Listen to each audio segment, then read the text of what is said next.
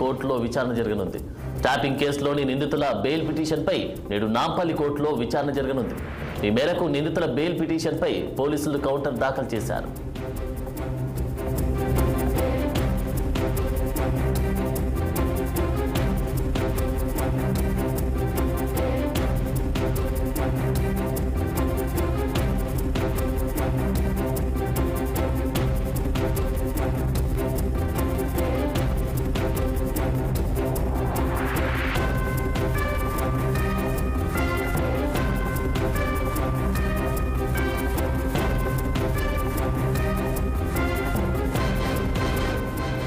రాష్ట్రంలో సంచలనంగా మారినటువంటి ఫోన్ ట్యాపింగ్ వ్యవహారంపై నేడు కోర్టులో విచారణ జరగనుంది. ట్యాపింగ్ కేసులోని నిందితుల బెయిల్ పిటిషన్పై నేడు నాంపల్లి కోర్టులో విచారణ జరగనుంది. ఈ మేరకు నిందితుల బెయిల్ పిటిషన్పై పోలీసులు కౌంటర్ దాఖలు చేశారు.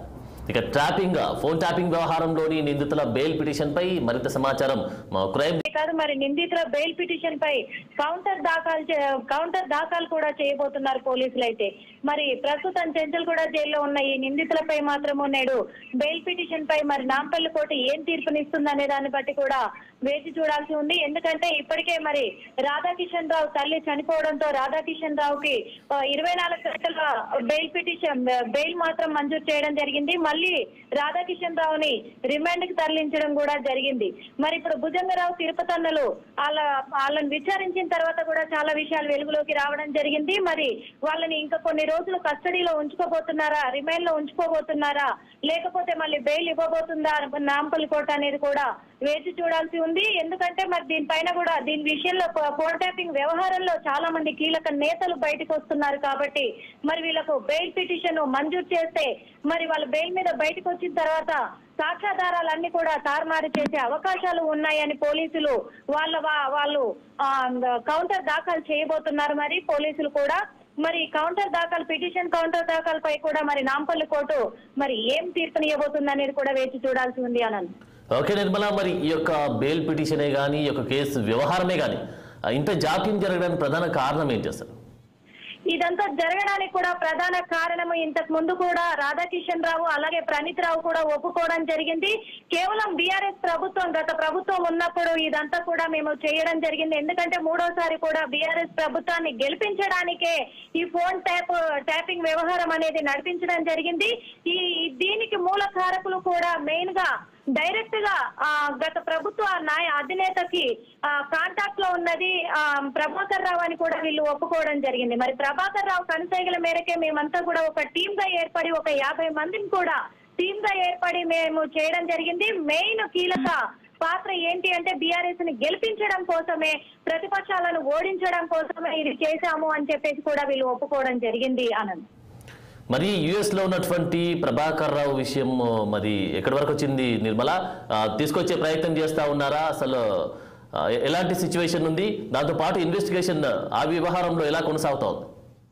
ఎస్ ఆనంద్, ఆల్రెడీ అక్కడ యుఎస్ లో ఉన్న ప్రభాకర్ రావుకు రెడ్ కార్నర్ నోటీసులు అందజేయడం జరిగింది. మళ్ళీ బ్లూ కార్నర్ నోటీసులు కూడా అందజేయడం జరిగింది. తను ఎక్కడున్నా అరెస్ట్ చేసే వీలు కలిగేలాగా కూడా పోలీసులు అయితే నోటీసులు జారీ చేయడం జరిగింది.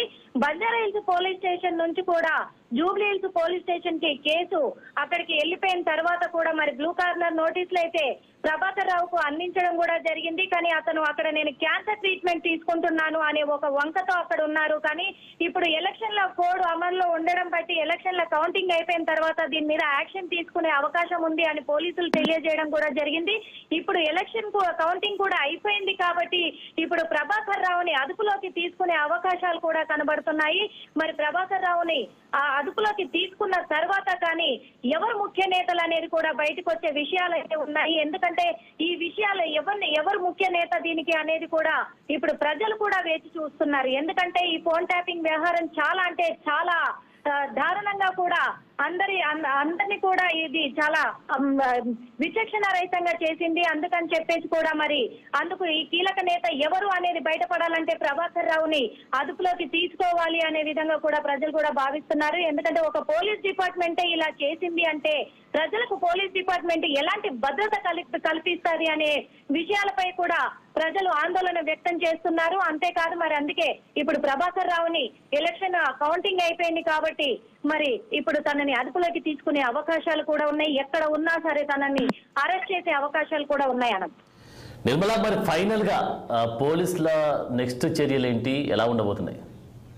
నెక్స్ట్ చర్యలు పోలీసులు ఏం ఆలోచిస్తున్నారంటే ఇప్పుడు ఈ నలుగురు నిందితులు రిమైండ్ లో ఉన్న నలుగురు నిందితులని ఎవరికి కూడా బెయిల్ మంజూరు చేయొద్దు అని చెప్పే నాంపల్లి కోర్టులో కౌంటర్ పిటిషన్ దాఖలు చేయబోతున్నారు. ఎందుకంటే వాళ్ళలో ఒక్కరు బయటకు వచ్చినా కానీ ఆధారాలన్నీ తారుమారయ్యే అవకాశాలు ఉన్నాయి. కాబట్టి వాళ్ళని అదుపులో ఉంచుకుంటేనే, ఇప్పుడు రిమైండ్ లో ఉంచితేనే మరిన్ని విషయాలు బయటకు వస్తాయి. కాబట్టి దాన్ని బట్టి ఈ ఫోన్ ట్యాపింగ్ వ్యవహారం ఎంతవరకు వెళ్ళింది, దీన్ని ఎలా అరికట్టాలి అనే విషయం పైన కూడా పోలీసులు అయితే గట్టి నిఘా పెట్టి చర్యలు తీసుకుంటున్నారు. అదే విధంగా ప్రభాకర్ రావుని మరి ఇప్పుడు నెక్స్ట్ వాళ్ళ స్టెప్ కూడా ప్రభాకర్ రావుని అదుపులోకి తీసుకునే విషయం పైనే వాళ్ళు దృష్టి సారించి కూడా మరి వాళ్ళు పకడ్బందీగా ప్లాన్ చేస్తున్నారు అనంత్. Thank you Nirmala.